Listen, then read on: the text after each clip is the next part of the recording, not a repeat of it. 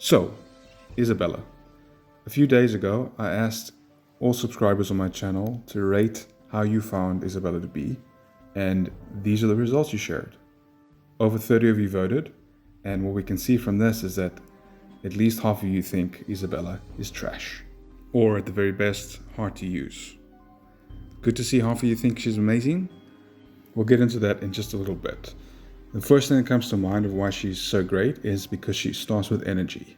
So as we start to scale up our artifacts and our inventory of them, it's great that we don't have to waste an hourglass or star shards on Isabella. We can use any type of survival artifact or something that's going to keep her giving you damage across the match. While I'm not going to go through all the breakdown of her skill sets and passives, I think Akari has done a great job of that. I will just talk about a skin a little bit, because as you can see, I didn't purchase it. And I didn't purchase it because the damage buffs and the attack buffs that she gives to your allies in the match are limited to 3 rounds. And to waste skin shards for a 3-round boost, even at Mythic, for me was not a decision that I wanted to make, given that there are lots of other competing priorities for skins, particularly for Chazlon. So this is one that I decided to pause on, do some more testing for Isabella, and to see where it comes out and whether it's a good decision or not.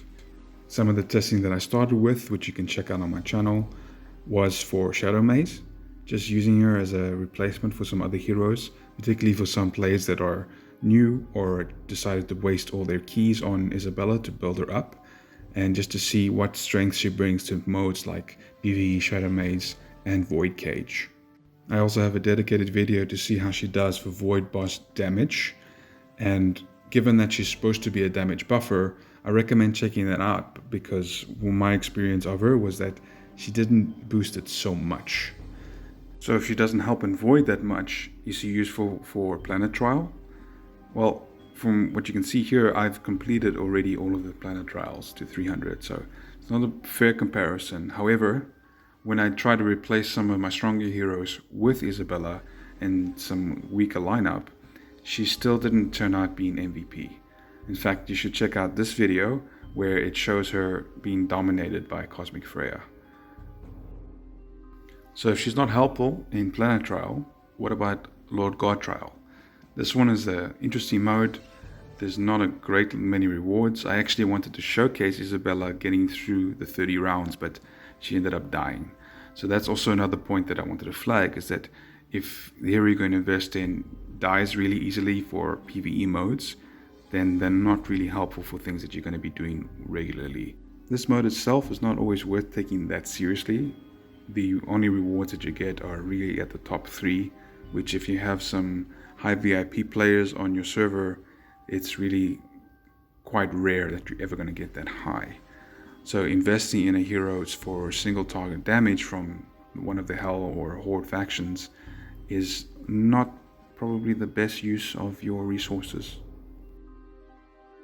Just playing the boss here to showcase that even having red heroes at different strengths, doing all of this battles is only going to put you in maybe the top 50 or so, where the rewards are not even a few million gold.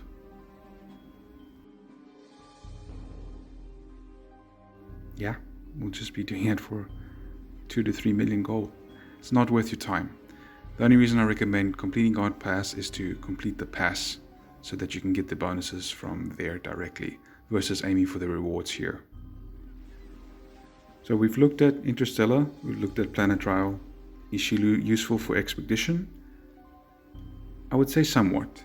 If you have a weaker lineup, a hero that does single target damage and regains energy after a kill and gives you some passives for your allies might be a useful thing. Personally, I haven't found her as useful for Expedition just because she doesn't do enough single target damage to change the course of the battle. Another PvE mode you might be interested in using her for is Abyssal Mystery. There's different levels of difficulty and different Vanguard heroes that you should be making use of as you go into these battles, because that gives you extra gold souls. You can check out the video here to learn more about that. But for Isabella here, again, she is a useful hero in this regard, but she still is not a standout. And I don't have to be talking about Nyx or Chazlon to be standout. We go to the OG, which is our Brynhild. I've showcased using Brynhild and Cosmic Freya or Koshka with 4 other non-level heroes, and we're able to complete Nightmare mode. Obviously that is after pets and Galileo and stat bonuses from Guildtech and the Starfield. So there are a lot of other things that influence this, and as you get more into the game you will level those things up too. But she still is not a standout when you have these other options to go for. And given that Keys have passed and Miracle Eyes have passed, obviously it's too late to make a decision whether to pull or not, but what I would probably advise is just looking at alternatives that you can prioritize over building Isabella. And this is an early Nightmare mode. You can see here the non-needed heroes are already dead, and it's just these 2 carrying the battle. And looking at the data, Brynhild still carries, even though Isabella is doing single target damage. Brynhild hits 4 and can have gargoyle effect and other benefits of ramping up with HP and attack. Here she wasn't even using M3X, because M3X on Brynhild is unstoppable in most of the PvE modes. So that's why that also becomes more of a priority than new heroes that aren't as beneficial for all the game modes. This all therefore begs the question, is she useful in PvP? Before we get there, I did want to talk about her as a pet boss damage support. From her stats, Isabella appears to be team support, where getting a kill is really necessary so that she can ramp up her speed, get her energy back, and then continue to fire. Here, when it's a single target that doesn't die, her utility, for me at least, hasn't been very high.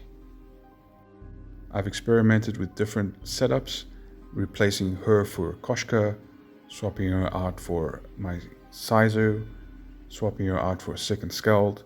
I've never had a moment when I've said, yes, this is what Isabella was built for. She was built to boost my damage, she was built to help me get higher rankings, and she's a really good pull for any player. And because I haven't had that moment across multiple different game modes, including PvP, I haven't been able to say that she's worth building. While it's true I haven't bought her skin yet to fully maximize her, I did get her Gen 2 gear and did level up a rune to 20 because those orange shards are so rare. I decided to stop there. So with all of that, I still haven't been able to see her potential. I'm hoping somebody can showcase how she really turns into a monster across PvE modes. I just haven't been able to see it yet. And that brings us to PvP. So just browsing through here we go. I wanted to find a team that I could play against to showcase what she's like to face off against. And I'm still in the elite arena here because it's been difficult to stay in the other arena. So we want to have the strongest enemies here. But what we're going to do is just do a basic Sizo with M3X and have our Chazlon as well with M3X. And we're going to go into this battle. If you're watching in 2x now, it's going to look really weird because I've sped it up on my end. But we can see here that, again, we need Cosmic Phoenix just to stop first round death. But as soon as round 2 comes and Chazlon gets somebody to die, he goes off. And Isabella's gone.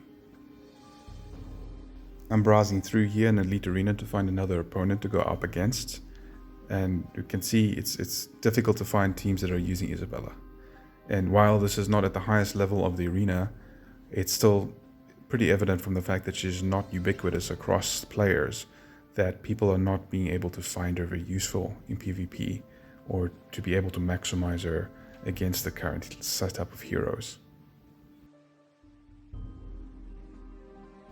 In summary, we've looked at the different PvE modes as well as now player versus player, and I don't see the utility. While she's a little fun to play with, there are some other heroes that are a bit more of a priority to build, like Nyx or Azathoth, or even from other factions. For the Heaven hero, Satario, I didn't pull. I wasn't too impressed by his stats when he came out, so I decided to save keys. But I would recommend building one Brynhild. She is the key to PVE, as well as Cosmic Freya. Cosmic Freya is probably the biggest change to the game that has destroyed all modes of PVE. Everyone should be building Cosmic Freya at least to T4 so that they can unlock Galileo as well. But back to Isabella. Hopefully this review was helpful, going through different game modes and her usefulness across all of those. And obviously with my account, I've had the privilege of different heroes and artifacts to utilize. However, she still does not shine no matter what environments I've been able to put her in. So conclusion from my end is build her if you have extra resources, but deprioritize her on your project list if you are short on resources. You can follow this link above to see on my account takeover series why I've done exactly that, and Isabella is still at 10 star on that account. But thanks for watching. Hopefully you found this helpful, and if you've enjoyed the video, please subscribe below and check out my other content.